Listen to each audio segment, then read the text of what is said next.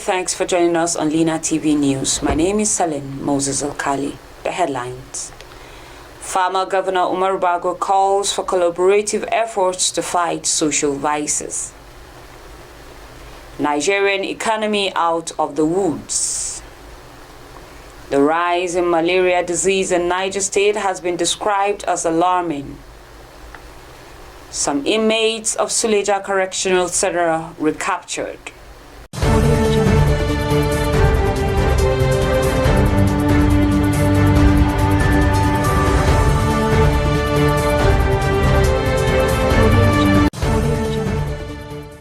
And now the news in full.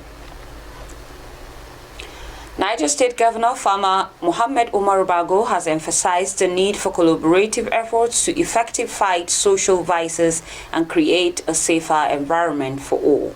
The governor made this known while declaring open a two-day North Central Women National Sensitization Workshop held at Justice Idris Lebo Kutigi Conference Center, Mina.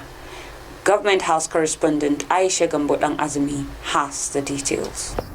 The former governor, who was represented at the event by his deputy, Comrade Yakubu Garba, uploaded the initiative of the House of Representatives and other organizers of the event in addressing the pressing issues of insecurity, drug abuse, trafficking, and violence against women and children, and therefore called for more collaborative action by all stakeholders in tackling the social challenges.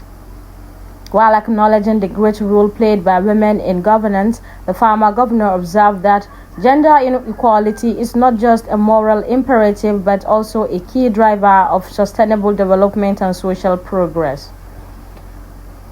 The governor also reiterated that his administration will continue to promote gender equality and women affirmative action, as well as more policies and programs that will make the society thrive.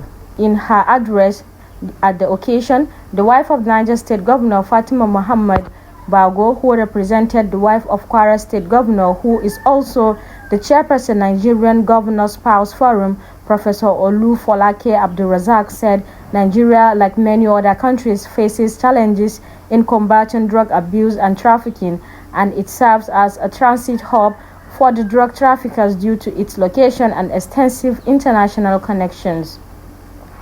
She said combating the menace of drug abuse requires a multiple-faceted approach that encompasses prevention, treatment, and support, hence the need for increased investment in preventive programs that targeted vulnerable groups, including women, young people, schools, and communities, as well as expanded access to treatment services for those struggling with their addiction.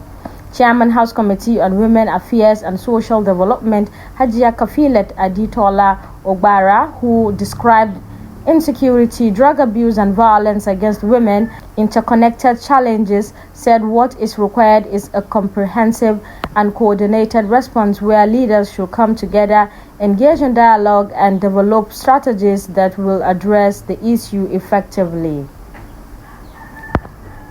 Member representing Bidda Bako Kacha Federal Constituency, Saidu Musa Abdullahi, Deputy Speaker, Niger State House of Assembly, Afiniki Yunus Dauda, Kogi State Governor's wives, represented by the wife of the Deputy Governor, Ms. Margareta Elujo Oyibo, and DG Mariam Babangida Center for Women Development, Dr. Asabi Valital, in their separate remarks, reassured of their continued support towards addressing societal ills.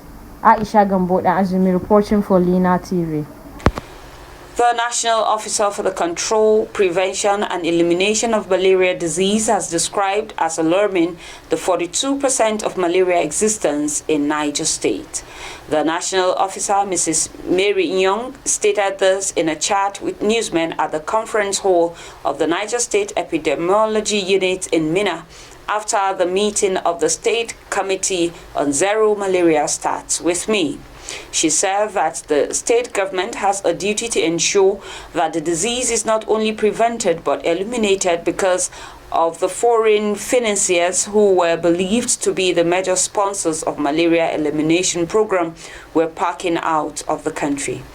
Mrs. Mary Young stated that even if the burden would be extraordinary on the state government, the private sector, well-to-do citizens and corporate entities in the state can as well complement some of the state government's efforts and expenditures via their corporate social responsibility schemes. She therefore advised the leadership of the Health Ministry to sort out those corporate entities in the state and to furnish them with details of evidence-based data on the rates to percentage of malaria in the state in order to complement the state government's efforts in the areas of sponsorship to eliminate malaria in the state. President Bola Ahmed Tinubu has disclosed that the Nigerian economy has escaped the face of sabotage as his administration continues to pursue its target of ending the reign of economic saboteurs working against the nation's progress. President Bola Tinubu, who disclosed this at the meeting of African heads of state and government on the 21st replenishment of the International Development Association in Nairobi, also declared that Nigeria is set to harness the potentials of its youthful population to transform into a global digital economy powerhouse. Represented by Vice President Kashim Shettima at the meeting, the president also hinted at the nation's plans to become a global hub for outsourcing talent within the digital and creative economy. This is just an African heads of state and government committed countries on the continent to strengthen implementation capacities, mobilizing domestic resources and partnering effectively with IDA to accelerate the continent's economic transformation. According to a statement issued by Special Assistant to the President on Media and Communications, Office of the Vice President Stanley Nwocha, President Tinubu informed other African leaders of the sweeping reforms implemented by his administration to curb illicit activities and currency manipulation that had long hindered the nation's progress. Federal government said it has commenced the process for the 2024 oil bid rounds with 12 oil blocks on offer and 7 deep offshore blocks from last year's bid round. The Nigerian Upstream Petroleum Regulatory Commission stated that the process will be concluded by January next year. The Commission Chief Executive Benga Komalofe made these known during his presentation at the Maiden Dialogue in Abuja. He said the federal government is targeting injection of $3 billion capital investment to fund projects in the Nigerian gas flare commercialization program and the creation of 300,000 jobs.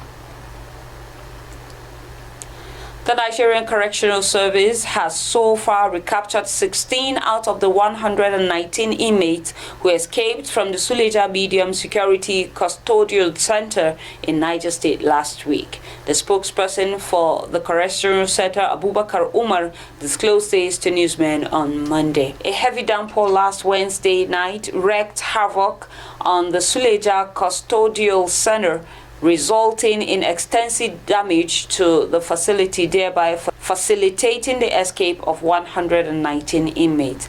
The fleeing inmates were rearrested on last Thursday morning, while 3 others were later captured in the evening. The Minister of Interior, Olubumi Tunji-Ojo, after surveying the damage caused by the downpour at the custodial center, highlighted the urgent need for reforms in over 240 custodial centers nationwide. People's Democratic Party (PDP) Governors Forum and former Vice President Atiku Abubakar have commiserated with the victims of the twin tanker explosion in both Rivers and Ogun states. In a statement, the PDP governors described as regrettable the loss of lives and property resulting from the carnage last Saturday that engulfed several ill-fated commuters on the east-west road along the Idoroma petrochemical Alecto axis. The chairman PDP Governors Forum, Siminlaye Fubara, said it is saddened by the painful loss which has impacted not only the River State but the entire country. And that's about the size of our package on Lina TV News. Do well to follow us on all our social media platforms at Lina TV 247. You can also visit our website on www.linatv.com.ng.